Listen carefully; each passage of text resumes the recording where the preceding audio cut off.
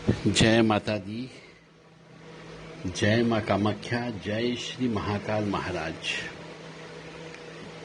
देव Radha trust Satyavani channel से आप रहस्यमय ज्ञान सुन रहे हैं।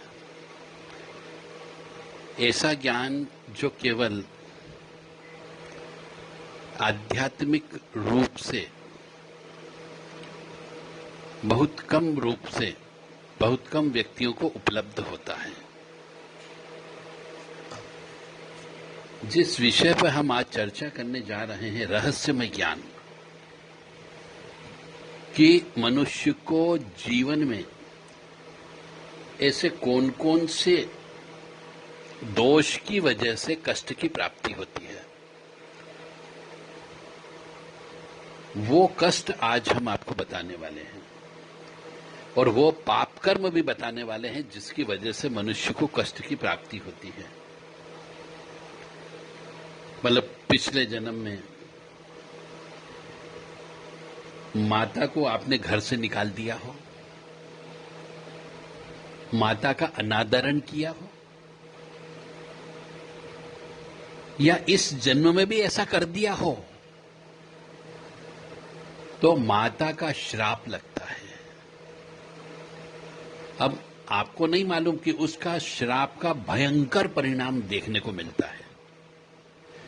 मनुष्य फिर रोता है, चिल्लाता है कि हे भगवान मुझे माफ कर दे, परंतु ईश्वर उसे माफ नहीं करता है। तो हमारे कुछ तो पिछले जन्म में हम कुकर्म करके आते हैं, पाप कर्म करके आते हैं, चाहे माता के प्रति किया हो, चाहे पिता के प्रति किया हो, चाहे जल के प्रति किया हो, वरुण का शाप भी लगता है, चाहे हमने अपनी स्त्री के ऊपर हाथ उठाया हो, कन्याओं के ऊपर हाथ उठाया हो, ईश्वर को भला बुरा कहा हो, जो देवता लोग होते हैं उनको भला बुरा कहा हो, जो मंदिर में सेवा करने वाले पंडित पुजारी रहते हैं उनकी आलोचना की हो। तो इस प्रकार से मनुष्य को पिछले जन्म के कई ऐसे दोषों की वजह से इस जन्म में बीमारी देखना पड़ती है।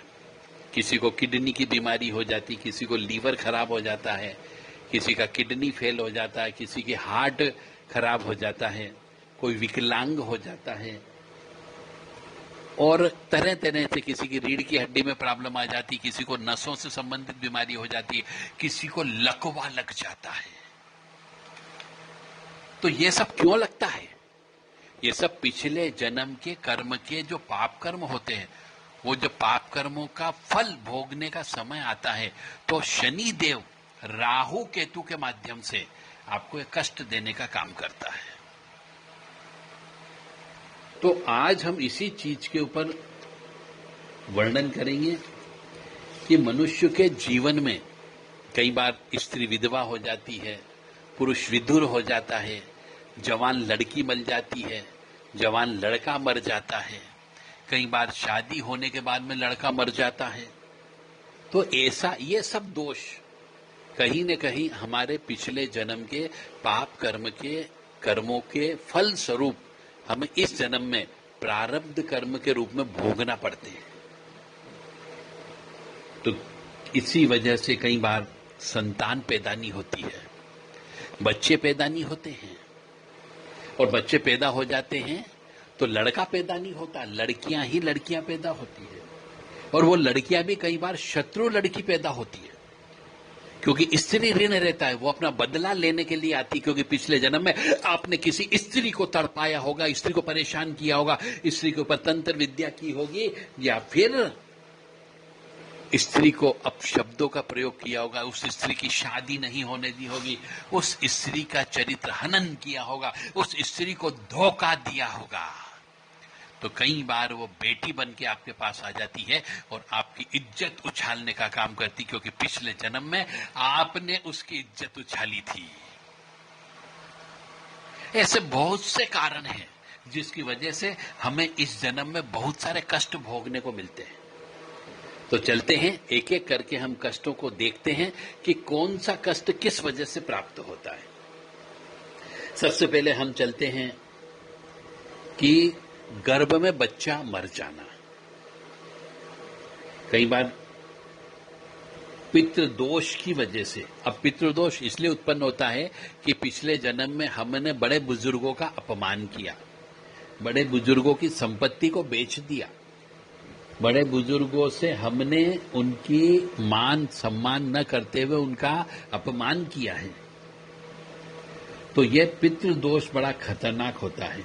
तो पितृदोष की वजह से संतान होती ही नहीं है, और यह तो विवाह ही नहीं होता है, और हो जाता है तो कई बार विवाह टूट जाता है। और फिर स्त्री ऋण भी होता है, मातृ ऋण भी होता है कि बच्चे पैदा हो गए परंतु वो पूछते ही नहीं है, चले जाते हैं, दूर हो जाते हैं, देख रेख नहीं करते हैं। तो इसे ये भी मातृ ऋण की वजह से होता है।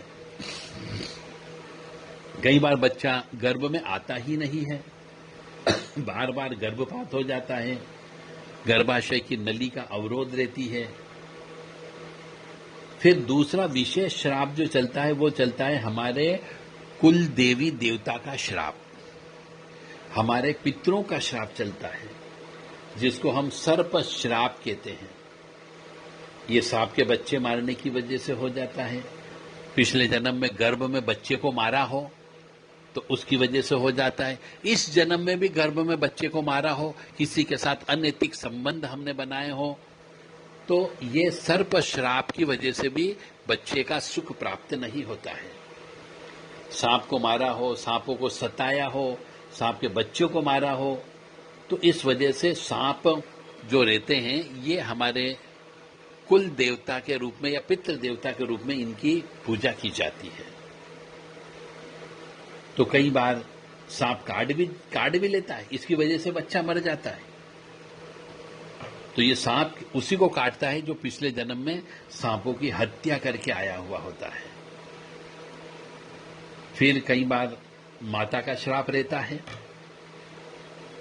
अब माता का श्राप की वजह से कई बार जो है संतान उत्पन्न नहीं होती है, क्योंकि हमने माता या माता तुल्य स्त्रियों का अनादरण किया है, बुजुर्ग महिला का अनादरण किया है हमने, उनकी मदद नहीं की है हमने। तो इस वजह से चंद्रमा जो रहता है वो क्रोधित हो जाता है और हमारे यहाँ पे बच्चे पैदा नहीं होते और हमें कई तरह तरह की चंद्रमा से संबंधित बीमारियां लग जाती है। कई बार माता का ऋण रहता है, एक तो माता का श्राप अलग हो गया, माता का ऋण अलग हो गया। तो माता का ऋण होने पर क्या होता है कि हम पीने के पानी का अपमान करते हैं, हमने नदी को दूषित कर दिया, तालाब को दूषित कर दिया, पीने के पानी को दूषित कर दिया, तो ये मातृ ऋण कहलाता है। घर में कहीं जल से संबंधित दोष होता है तो मातृ ऋण कहलाता है। इसलिए कहते हैं कि वास्तु दोष यदि वाला मकान होता है तो उसमें मनुष्य सुखी नहीं रहता है। तो ये मातृ ऋण की वजह से भी मनुष्य के यहाँ बच्चे पैदा नहीं होते हैं। हम नहाते हैं तो पानी बहा देते हैं फालतू में, बेकार, हाथ मुंह धोते तो पानी ज्यादा प्रयोग करते हैं। तो ये पानी का जो अपव्यय होता है ये भी हमारे लिए माता जी का एक तरीके से ऋण कहलाता है, मातृ ऋण कहलाता है, भूमि का ऋण कहलाता है। तो जब ये ऋण हो जाता है तो हमें भूमि का सुख प्राप्त नहीं होता है, मकान का सुख प्राप्त नहीं होता, हमारी सगी माँ का सुख प्राप्त नहीं होता है। तो ऐसे के लिए भी उपाय करना पड़ते हैं, सुख सौभाग्य की प्राप्ति नहीं होती है। और कई बार हम अपने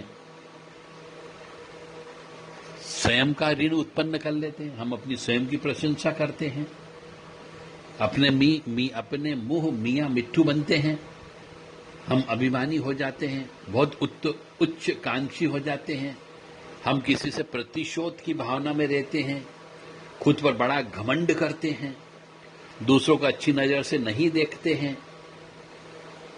दूसरों की बात का अनादरण कर देते हैं, बड़े बड़े वादे कर लेते हैं, उसे पूरा नहीं करते हैं। तो ये सब दोष जो होता है ये स्व ऋण कहलाता है। तो मनुष्य को ऐसा भी नहीं करना चाहिए, क्योंकि कई बार ये हमें कर्जे में डुबा देता है, अचानक नुकसान करा देता है, विपत्ति में ला देता है, मान प्रतिष्ठा भंग कर देता है, पद वैभव नहीं मिलने देता है, और हमारे घर के जो पानी के स्रोत रहते हैं वो धीरे धीरे सूख जाते हैं दोष लगने पर। तो मनुष्य को ऐसा कार्य नहीं करना चाहिए। इससे भी हमारे शरीर में कई बार विकार उत्पन्न हो जाते, जल से संबंधित विकार उत्पन्न हो जाते हैं। अब स्त्री ऋण में लग जाता है हमारे ऊपर। स्त्री ऋण अलग हो गया, मातृ दोष अलग हो गया, मातृ ऋण अलग हो गया। सब अलग अलग प्रकार के अलग अलग कष्ट हैं, तो इनका अलग अलग ऋण भी है। तो पिछले जन्म में हमने स्त्रियों को विशेष तौर से पैरों की जूती समझा हो, पिछले जन्म में हमने स्त्री को धोखा दिया हो, पिछले जन्म में हमने शादी विवाह के नियम को तोड़ा हो, पराई स्त्री का भोग करने लगे हो, पूर्व जन्म में हमारे द्वारा यौन शोषण किया गया हो, पूर्व जन्म में हमने किसी स्त्री के साथ में फ्लर्ट किया हो, पूर्व जन्म में हम बहुत व्यभिचारी व्यक्ति रहे हों, हमने अपने अधीनस्थ किसी स्त्री को रखा, उसका शोषण किया हो, हमारे ऊपर आश्रित स्त्री का शोषण किया हो, तो यह स्त्री ऋण लग जाता है। और यह स्त्री ऋण जब लग जाता है तो मनुष्य को गुप्त रोग देता है, वीर्य से संबंधित रोग देता है, मूत्र से संबंधित रोग देता है, और मनुष्य को तरह तरह से परेशान किया जाता है। स्त्री सुख भी नहीं मिलता ऐसे मनुष्य को। फिर अगला आता है देव ऋण। देव ऋण के लीजिए, देव दोष के लीजिए, देवताओं का श्राप के लीजिए।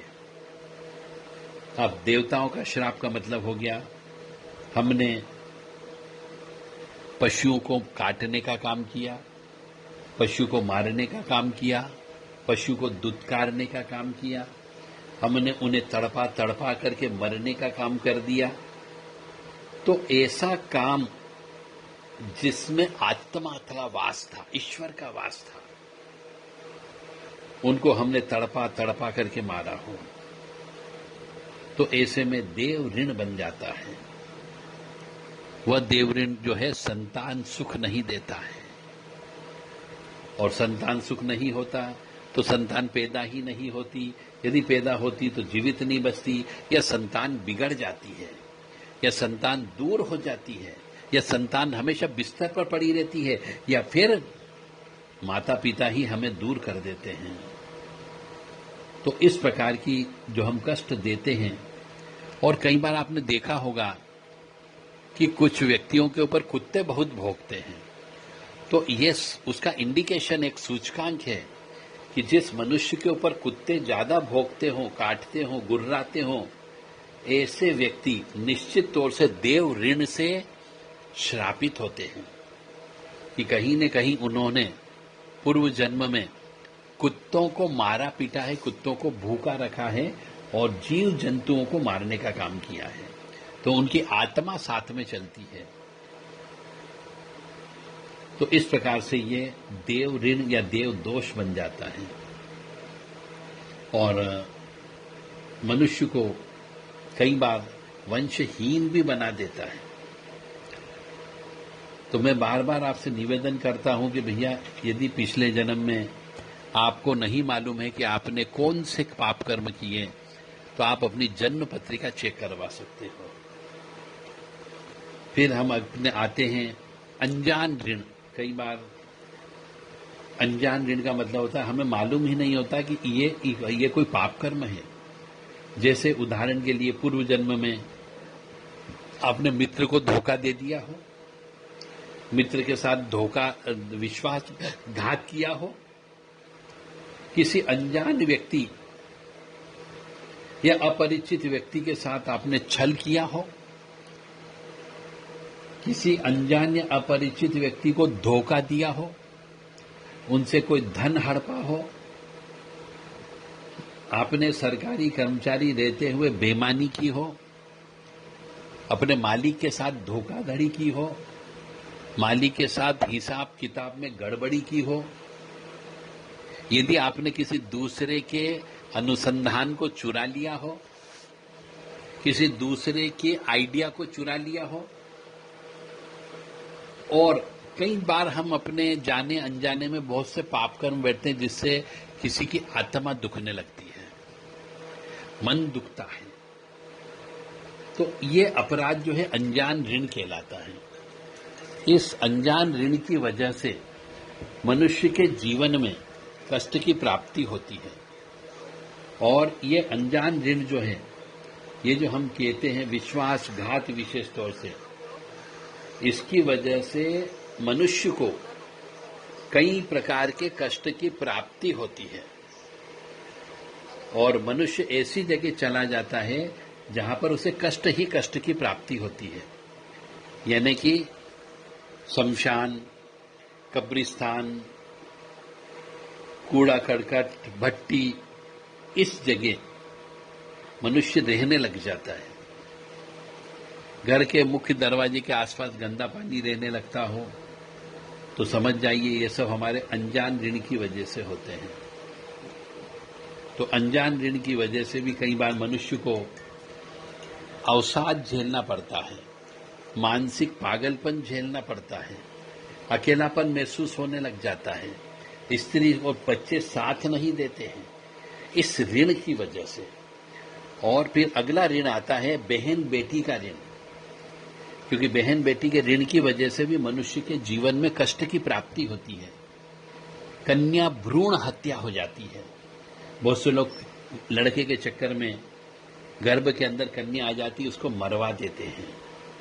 तो कन्या भ्रूण हत्या जब हो जाती है तो यह या तो विवाह ही नहीं होने देती, वो पिछले जन्म के कर्म के अनुसार कई संकट की प्राप्ति होती है, गृहस्थ सुख बाधित हो जाता है, और यदि विवाह हो गया तो बच्चे पैदा नहीं होते हैं, धनवान होते हुए भी बर्बाद हो जाते हैं, मुकदमे के ऊपर मुकदमे चढ़ते जाते हैं, घर की बहन बेटियां परेशान रहने लगती हैं। तो ये बच्चे को सताया हो, बच्चे को मारा हो, तो उस कंडीशन में बहन बेटी का ऋण चढ़ जाता है। कई बार हम पुत्रियों को ज्यादा प्यार नहीं करते, पुत्र को ज्यादा प्यार करने लग जाते हैं। तो यदि आपने कन्याओं के साथ में भेदभाव किया हो तो भी आपको बहन बेटी का ऋण चढ़ जाता है। किसी हिंजड़े के साथ दुर्व्यवहार किया हो, बेटियों के ऊपर हाथ उठाया हो, बेटियों को मारा पीटा हो, उनको अपने जिह्वा से गाली से बात की हो, तो भी मनुष्य को बीमारी के रूप में कष्ट की प्राप्ति होती है। कन्याओं का शोषण किया हो, सबसे बड़ी बात है भ्रूण हत्या, इसमें भगवान बिल्कुल माफी नहीं देता है, यानी अक्षम्य अपराध होता है। अब हम आते हैं, अगला ऋण जो चढ़ता है वो आता है निर्दयता का ऋण। निर्दयता का ऋण मतलब हो गया पूर्व जन्म में हमने झूठ बोल करके, अन्याय करके, अधर्म के द्वारा, दादागिरी के द्वारा, हमारी मतलब कहना चाहिए लठेत के माध्यम से किसी संपत्ति पर कब्जा कर लिया हो, किसी के परिश्रम को चुरा लिया हो, किसी की उपलब्धि को चुरा लिया हो, हमने श्रमिकों का हक मारा हो दादागिरी के बलबूते पर, हमने मजदूरों का हक मारा हो, हमने निर्धनों का हक मारा हो, हमने असहाय मनुष्यों का शोषण किया हो, और इन्हीं सब के ऊपर हमने मजदूरों के ऊपर अत्याचार किया हो, श्रमिकों के ऊपर अत्याचार किया हो, निर्धनों के ऊपर अत्याचार किया हो, अन्याय से धन कमाया हो, और पशुओं को, पक्षियों को सताया हो, काम करवा लिया परंतु मेहनताने का पूरा पैसा नहीं दिया हो, बंधुआ मजदूरी हमने करवाई हो, बीमारी की हालत में भी किसी से हमने काम करवाया हो, ये शोषण कहलाता है। बुद्धिजीवी के माध्यम से हुनर रखने वाले कोई मनुष्य होते हैं, उनका कोई लेखक हो गया, कोई कलाकार हो गया, उनकी मजबूरी का फायदा उठाया हो, तो इसको हम निर्दयी ऋण कहते हैं ज्योतिष शास्त्र में।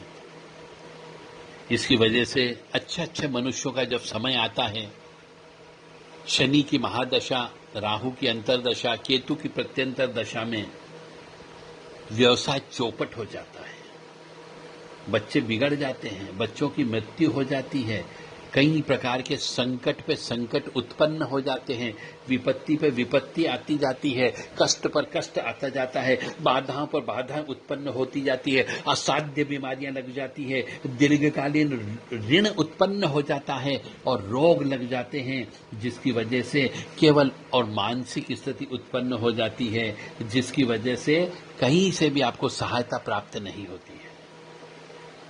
तो ये निर्दयता हम यदि करेंगे तो ईश्वर भी हमारे साथ में निर्दयता करता है।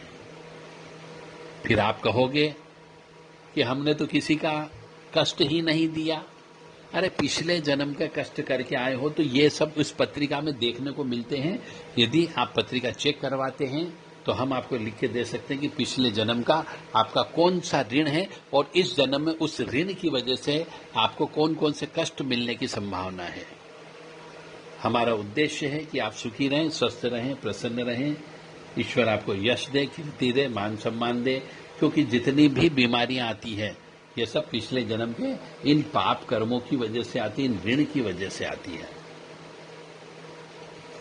कई बार हम टूटे मुठे मकान में रहते हैं, ये भी इसी वजह से रहते हैं। कई बार पैसा होते हुए मकान नहीं खरीद पाते हैं, ये भी इन दोष की वजह से ही होता है। प्रेत श्राप लग जाता है, सती का श्राप लगता है, संतान का भी ऋण लगता है, गुरु का श्राप लग जाता है, पितृदोष लग जाता है। इस प्रकार से दरिद्रता का दोष होता है, पाप कर्तरी दोष होता है, गुरु चांडाल दोष हो जाता है। तो इस प्रकार के ये दोष ही दोष होने से प्रेम नहीं मिलता है, संतान उत्पन्न नहीं होती है, विवाह नहीं होता है, आजीविका अच्छे से नहीं चलती है, स्वास्थ्य खराब रहता है, सुख शांति नहीं होती है, मित्र अच्छे नहीं मिलते हैं, यश नहीं मिलता है, सफलता नहीं मिलती है। तो ये शापित कुंडली कहलाती है। आजीवन कष्ट भोगता रहता है मनुष्य, अभाव में उसका जीवन गुजरता है, दुर्भाग्य उसके साथ चलता रहता है, जिंदगी भर दरिद्रता में उसको चलना पड़ता है, उसका जगह जगह अपमान होने लगता है, जगह जगह उसकी उपेक्षा होने लगती है, मन अस्थिर रहता है, मानसिक असफलता मिलती है और उसको विक्षोभ होने लग जाता है। और इसी की वजह से, इन सब पाप कर्मों की वजह से, इन सब श्राप की वजह से, इन सब ऋण की वजह से वंश का नाश हो जाता है।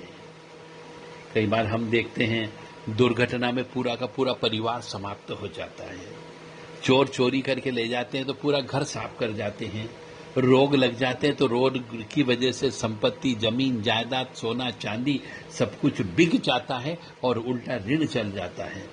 अग्निकांड के अंदर सब स्वाहा हो जाता है, घर ढह जाता है, मनुष्य विकलांग होकर के अपाहिज हो जाता है।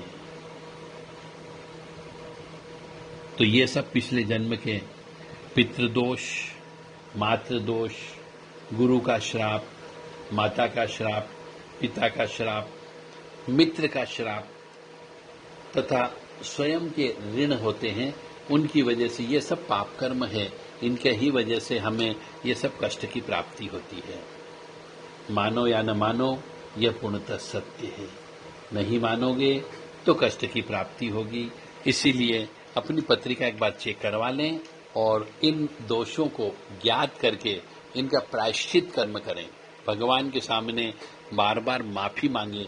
अन्यथा जैसे मैं कई बार देखता हूं, सब कुछ है, पैसा भी आ रहा है, सर्विस भी लगी हुई है, परंतु विवाह ही नहीं हो रहा है। वह व्यक्ति स्त्री को प्राप्त करने के लिए तड़प रहा है, वह उसे स्त्री नहीं मिल रही है। एक स्त्री है, उसे कोई पुरुष नहीं मिल रहा है, पूरी जिंदगी बिना स्त्री पुरुष के निकाल दिया। तो ये क्या है? यह भी इन्हीं श्रापों में से एक श्राप है। स्त्री को पुरुष का श्राप लगता है, पुरुष को स्त्री का श्राप लगता है। कई बार बहुत सी स्त्रियां गलत सलत काम करके मर जाती है। तो वो अगले जन्म जब पैदा होता है तो उनके ऊपर कई प्रकार के अदृश्य शक्तियां लगी हुई पैदा होती है और मानसिक स्थिति खराब रहती है, पागलपन की अवस्था में आ जाती है। अपनी कुंडली चेक करवा करके अपने पापों का प्रायश्चित करें तो आप निश्चित तौर से ठीक हो जाएंगे। तंत्र भी उसी वजह से होता है। कोई जरूरी नहीं कि कोई तंत्र आपके ऊपर जबरदस्ती करे। तंत्र के पीछे का कारण ही केवल एकमात्र यही होता है कि आपके पिछले जन्म के पाप कर्म होते हैं। जय माता दी, जय मां कामाख्या, जय श्री महाकाल महाराज।